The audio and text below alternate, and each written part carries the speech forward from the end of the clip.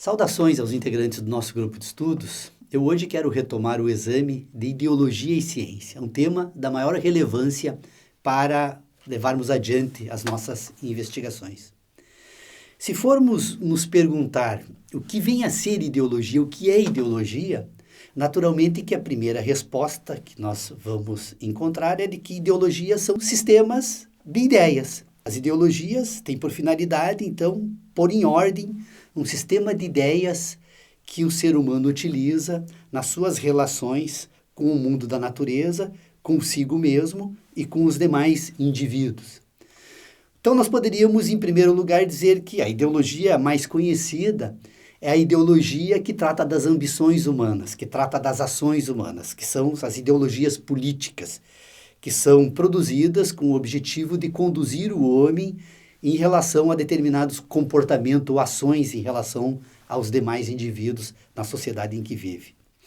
Depois nós poderíamos falar de uma ideologia científica. A ideologia científica é aquela que tem por objetivo pôr em ordem o sistema de ideias do homem em relação ao mundo da natureza, ao mundo no qual ele faz parte. Portanto, não passa de um sistema de ideias e, portanto, uma ideologia. E nós temos também a ideologia moral. A ideologia moral, ela tem por objetivo constituir um sistema de moralidade que vai tratar do medo, das paixões humanas, vai produzir um sistema de moralidade voltado, então, para o indivíduo e as suas questões que dizem respeito mais ao seu interior, ao seu aspecto mais subjetivo. Mas ideologias são sistemas de ideias. Já a ciência, como o âmbito mais abrangente dessa abordagem, ela trata de todos os sistemas de ideias. Todos os sistemas de ideias que o ser humano produz nas suas relações, nesse universo da sua existência, elas podem ser organizadas a partir da noção de ciência. A ciência é contemporânea da linguagem. Então, para poder falar de forma mais adequada das ideologias e da ciência, nós precisamos entender um pouco mais quais são os processos lógicos que a linguagem utiliza para pôr em ordem esse ambiente da ciência e esse ambiente das suas ideologias, das ideologias humanas, né? A linguagem, ela tem uma matéria e também tem uma forma. A matéria da linguagem é a expressão sonora, é o signo linguístico que se apresenta, então, como algo perceptível sob o ponto de vista da sensibilidade humana. E a forma da linguagem são as relações que essa expressão utiliza, então, para pôr em ordem o sistema de inteligência, ou seja, a ciência do ser humano. Nós vimos já em discussões anteriores que as relações que se estabelecem entre o homem e o universo se dão por meio das impressões que esse universo produz no homem por meio das sensações. Nós vimos que o universo fenomênico, os fatos, os acontecimentos que se dão no âmbito da fenomenologia desse universo, elas imprimem no organismo humano por meio das sensações, ou seja, por meio do tato, do olfato, do gosto, da visão e da audição. Elas imprimem estas impressões e estas impressões produzem sínteses,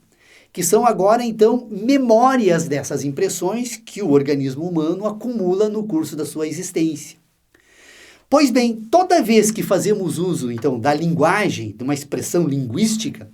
esta expressão linguística, então, ela estabelece uma relação bivetorial.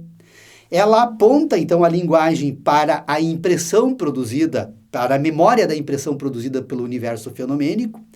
e, ao mesmo tempo, ela aponta também para a impressão, para esse âmbito que é exterior, externo à existência humana. Então, vocês vejam que uma expressão linguística, ela tem dois apontadores, um apontador voltado, então, pretensamente para o universo fenomênico, porque, na verdade, ela volta para a impressão e, portanto, para as sensações humanas, e um outro vetor apontado para a síntese dessa impressão, que é a memória da impressão. Então, toda vez que nós fazemos uso de uma expressão linguística, ela tem uma relação que busca, então, uma orientação neste mundo da fenomenologia, nesse âmbito do universo, então, que produz impressões, ela busca uma orientação neste mundo das impressões, mas a finalidade dela é pôr em ordem a síntese da impressão. Então, a linguagem estabelece uma relação com estas sínteses. Nós já vimos também, quando examinamos o sistema hepta-animal de inteligência, que esta síntese, ela é heptarrelacional, ou seja, o indivíduo faz uso, então, dos 5 sentidos exógenos que se comunica com o mundo da natureza e faz uso de 2 sentidos endógenos que vão se comunicar, então, com as instruções do sistema de inteligência, que, embora não tenhamos ainda entendido adequadamente como ele funciona, nós já identificamos que esse sistema de inteligência, então, ele obedece a 2 comandos da natureza, que um determina, então, que o organismo deva procurar adaptar-se permanentemente para sobreviver a todas as vicissitudes que ele eventualmente venha encontrar nessa sua existência concreta e real no mundo em que ele vive. E temos uma outra instrução dada por esse sistema de inteligência que permite que esse organismo esteja permanentemente se reproduzindo. Ou seja, desde a fecundação, estes processos que se estabelecem faz com que o organismo esteja permanentemente se reproduzindo, e essa reprodução cumpre um ciclo da fecundação que se encerra com a morte. Então, este sistema heptarrelacional que a linguagem, que o sistema de inteligência utiliza para produzir a síntese, que vai ser um conjunto de instruções que a natureza dá por meio desses sentidos endógenos, com as relações ou com as impressões que ele recebe desse mundo natural por meio das sensações, ele vai produzir, então, um sentido. Este sentido, então, vai ser associado à linguagem, que vai estar, por sua vez, orientada pelo mundo da natureza. Então, a linguagem é um sistema vetorial que tem matéria, que é a expressão linguística, que é a representação fonética, ou o signo linguístico utilizado por meio da escrita,